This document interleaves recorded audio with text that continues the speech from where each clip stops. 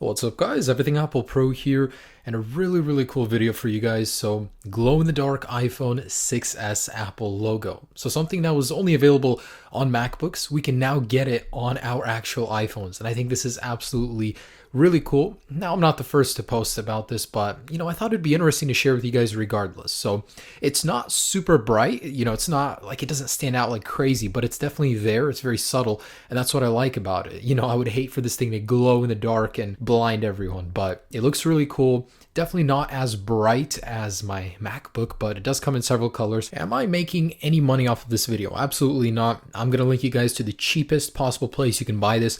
No matter where you buy it, I promise all of the kits are exactly the same. They come from one place. So I'll link you guys down below. If you guys want to get it faster, I'll have an Amazon link down there. I'm making zero money off of this. Again, I just want to show you guys how to do this. But before I do that, should you? So a little review before we get into how to do it. So this is cheap aftermarket, part you're going to be putting into your iPhone. Obviously, it will void your warranty. That's a given fact. Does this work good? It does work good. For some reason, it dims sometimes. I've heard some people can get bad units, so you have to go and replace this, and it's not a fun process to replace it. But in general, it does look good. Now, this is not full capacity of the brightness. It's an iCloud locked iPhone, so I'm not able to get the brightness up all the way. But even as it is at about 60%, it still looks pretty good. It's not obnoxious. It's a very elegant mod. It's just not easy to do. I just want you guys to know that and be prepared. If you don't have patience, you don't have time to do this tutorial. It just will not work out for you. It's something I've actually always wanted in an iPhone. I really hope future iPhones come with this feature because, wow, I'm really impressed. It looks really cool. I'm just a little worried about the longevity of the device. If you're wondering what's the worst part about doing this, probably the fact that you can break your device taking it apart if you're not very skilled. But this was my first time taking apart an iPhone 6s and I did it just fine. Now, does this drain more battery life? Yes, but not by much because it's such a small LED. It shouldn't really be a problem. The whole set for me probably costs about $10 to $12 depending on how fast you want to get it. I'll have a link down below for different prices and different speeds. But in general, would I recommend it? No, I would personally not do this, but it does look cool if you're a brave soul. And I just want you guys to know this video guide is only for the 6S, and of course this will void your warranty. So unless you're certain you want to do this, you want to void your warranty, I would say don't do it. I mean, it's fun, it's cool, but at the risk of losing a lot of money, I certainly wouldn't do that. I bought an iPhone iCloud locked, so just so I wouldn't have to worry about it. But anyways, grab a credit card just in case, but you will have a basic tool set with you. First off, remove the 2 bolts underneath the iPhone. Very simple, set those aside.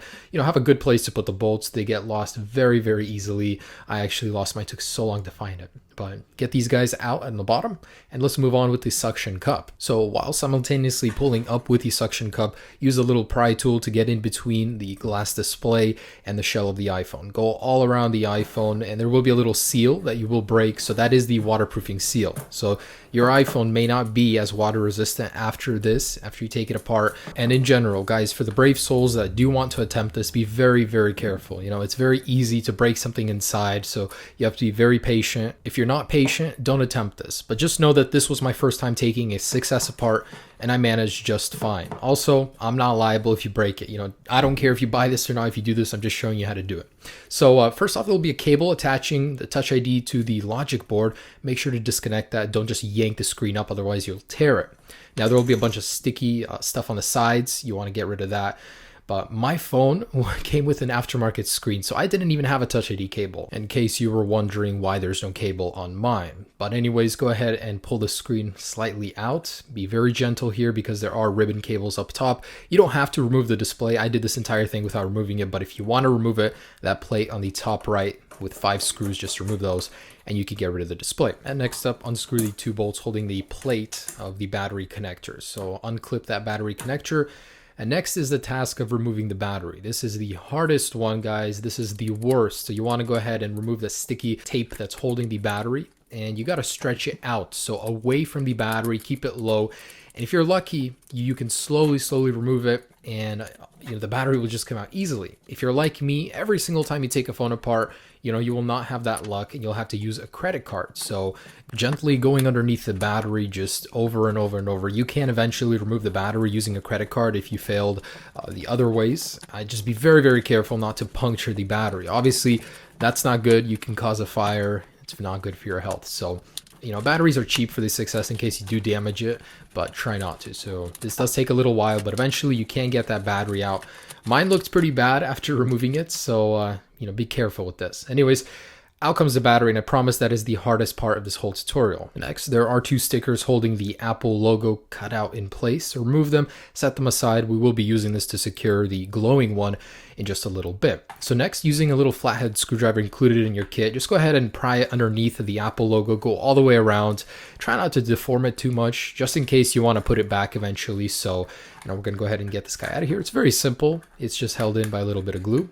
Out it comes, and there it is. So next you want to pull out the glowing Apple logo, and it is a little flimsy, so be careful when handling it, but go ahead and peel off the plastic on top of it. It's going to be a lot harder once it's installed. Anyways, go ahead and slide it in. It takes a little bit of fiddling to get it to click, but eventually it'll fit perfectly inside the cutout, and we can go ahead and apply that tape. So that tape we saved, put it on the bottom and the top. Make sure it's secured.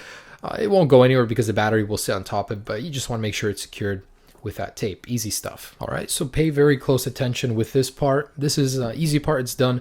So let's get into the little bit more difficult stuff. So I want to go ahead and remove the sticker on top of the connections. This is on top of the display. This is where we're going to be taking the power from with the logo. So it doesn't power itself, it uses the power from the LCD. So it does take a little bit more battery life, but it's such a small LED, really it's not going to be that noticeable. So we want to nestle the connector part in the top left of the metal bracket on the display. So it'll look just like that when it sits. It'll sit on top of the connections perfectly.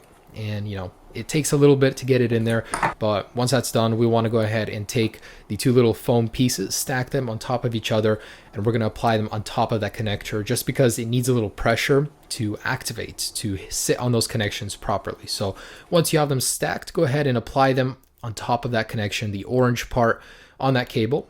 Make sure they sit properly and nice, and then we're going to go ahead and take the other pieces of tape that are included in the little, you know, set. Take one of the pieces and go ahead and put it directly over that connector and make sure it sits nice and tight. Apply it, you know, smoothen it out. And then once that's sitting there, we're going to take the other piece and raise it slightly higher. Make sure it's still overlapping with the old piece of tape so it can get some grip. Make sure it looks like that. Okay, so let's go ahead and test it out. Go ahead and put the battery back in, plug it in, and apply some pressure to check if the logo is working. If not, you want to fiddle around, make sure the connection is sitting properly. You know, mine is working fine, so I'm confident now in closing the iPhone back up. And I do have these stickers. So if you don't have battery stickers, you can use double-sided tape, but I would recommend using these because they're very thin. It won't raise the screen at all when trying to close it.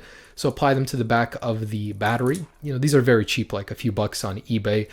And we're going to go ahead and seat the battery back in and plug it in. Now this whole process is pretty daunting. It's not the easiest, but I'm a beginner to taking phones apart and I was able to do it. It's all about having the tools which are included and having the patience. If you're an impatient person, this becomes so much more difficult. So we're going to go ahead and apply the battery in. There will be a little piece of the connection with a fuse. You want to nestle it right between the headphone jack and the port.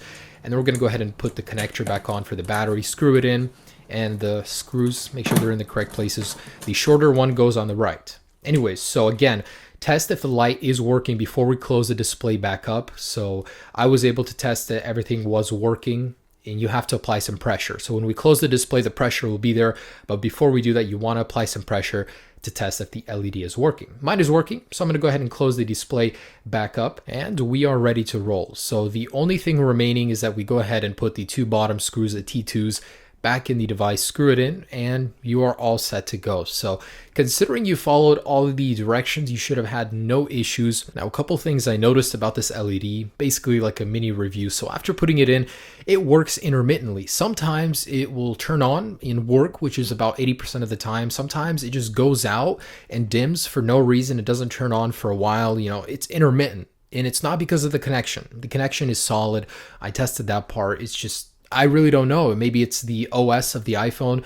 It doesn't understand why there's more voltage being drawn, more current. So I really don't know. You know, I'm not an electrical engineer, but it does look good. There are many colors you can get it in. And if you're wondering why it looks so dim, it's because this is an iCloud locked iPhone. I'm not able to get the screen brightness all the way up. It's about 50 to 60% right now, and it still looks pretty good, especially in darker, more low light environments. So I do hope this tutorial helped you guys. You know, again, I'm not responsible if you mess your iPhone up, but in the end, Really cool looking mod. Hope you guys enjoy it. Have a great day. Peace.